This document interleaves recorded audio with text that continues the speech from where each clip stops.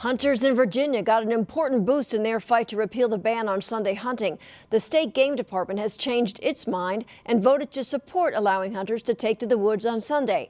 As Dave Adams with the Virginia Shooting Sports Association told me, this issue has been a tough battle, but he's optimistic the department's decision will convince others still opposed to lifting the Sunday ban to change their minds too.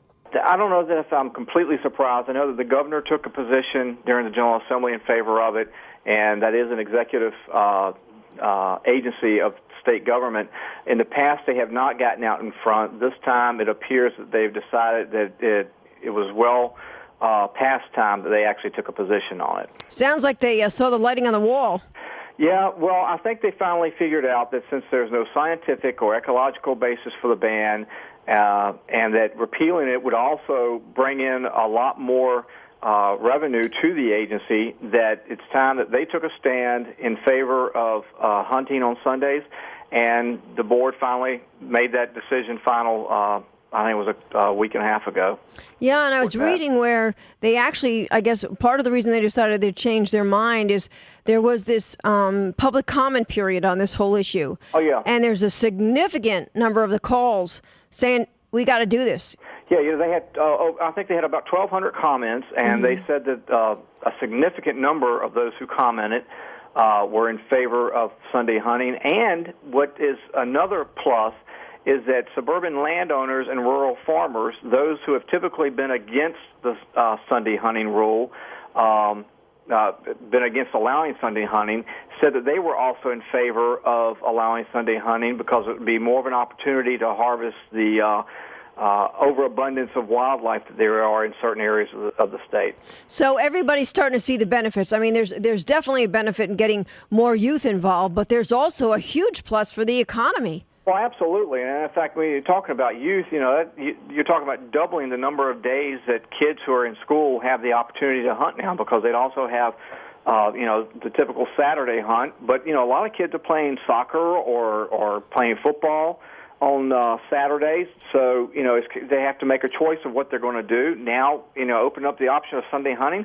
It just gives them more opportunities. And the revenue that's there, not only for the game department, which is a self-supporting agency of the Commonwealth, but just think about how much of a boon it would be to places like your local sporting goods and gun shops that are around the Commonwealth, as well as the big box stores like Bass Pro Shops. There's 2 of those in Virginia. Gander Mountain, there's 4 of those around the state. We're talking about a win-win for everyone. Yeah, because you're definitely talking about more hunters coming in. Absolutely. Because they got a whole weekend, Well, in 1974, we had almost 500,000 licensed hunters in the Commonwealth, and last year we had about half that number. Yeah, I know, and that's always a big concern.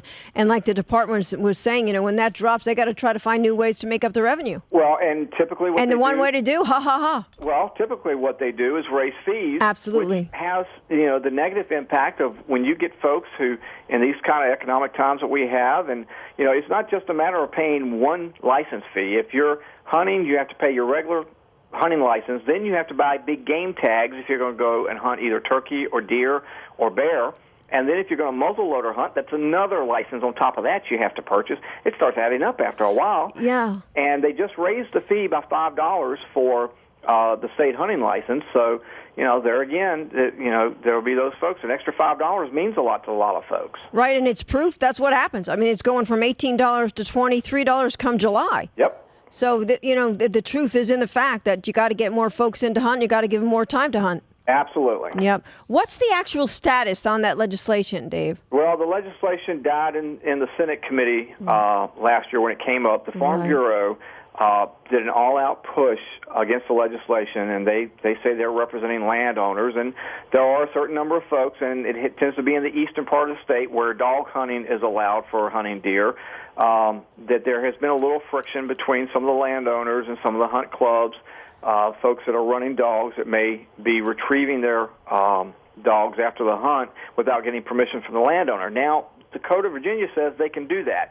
But I have to believe that most hunters are conscientious, and they go and ask the landowner, hey, can I retrieve my animals from your property?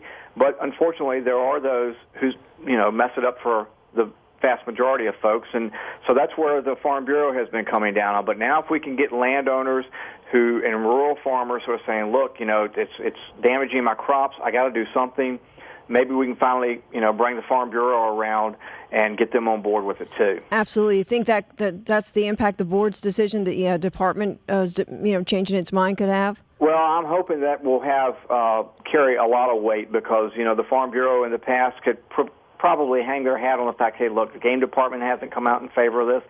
Now, the Farm Bureau is going to be one of the only ones out there standing against it. That'll be interesting. So the legislation is done for this session. Yeah, it won't come back up until next year, but they always do have a Sunday hunting bill that comes up, and hopefully, it's going to be a multi-year process, I think. I was talking to some folks during the session down there this year, and they said that they could see in, maybe 3 to 4 years, we could see a total change of opinion down at the General Assembly, but it may take that long. But I think that little steps like this with the game department getting on board, that's going to push some folks over. And I think if the Farm Bureau members tell their lobbyists in Richmond, look, we got to do something, you got to step back on this, you got to change your position, then I think maybe the legislators will follow suit.